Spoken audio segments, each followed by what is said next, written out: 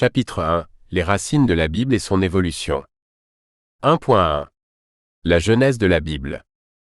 La Bible est l'un des textes les plus anciens et influents de l'histoire de l'humanité. Son origine remonte à plusieurs milliers d'années, et elle s'est développée progressivement à travers différentes cultures et civilisations. La Bible n'est pas un livre unique, mais une compilation de textes religieux, historiques et prophétiques rédigés sur plusieurs siècles. Elle est divisée en deux parties principales, l'Ancien Testament et le Nouveau Testament.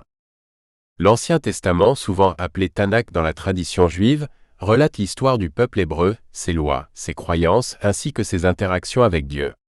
Il commence par la Genèse, qui décrit la création du monde, l'histoire des premiers hommes et les premiers pas de l'humanité sous la tutelle divine.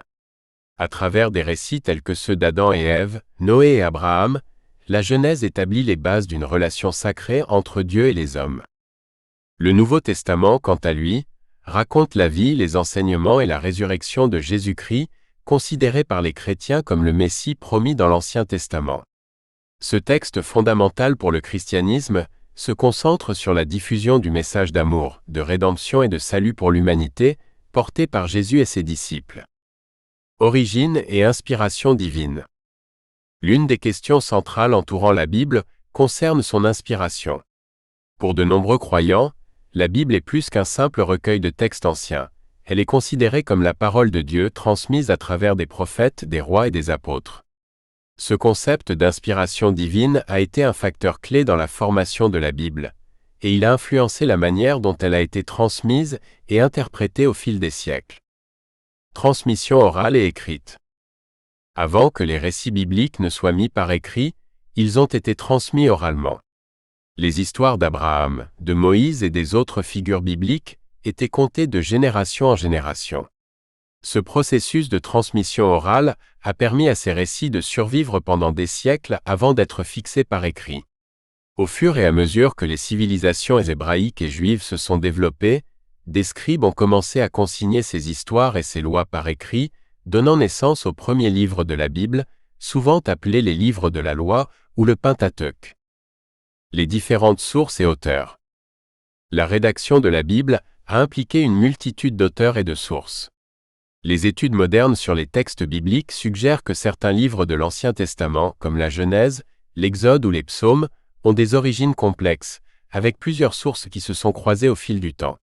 Les érudits parlent notamment de la théorie des sources, pour décrire la manière dont des traditions orales et écrites distinctes ont été combinées pour former un texte cohérent.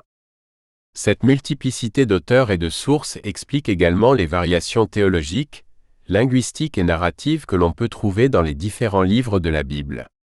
Certains livres, comme les prophètes, étaient souvent rédigés par les disciples de prophètes, ajoutant leur propre perspective et accent aigu interprétant parfois les événements passés. Le canon de la Bible. L'un des aspects fascinants de la Bible est son évolution en tant que canon, ou recueil de textes sacrés. Le processus par lequel certains écrits ont été inclus dans la Bible, tandis que d'autres ont été exclus, a pris plusieurs siècles.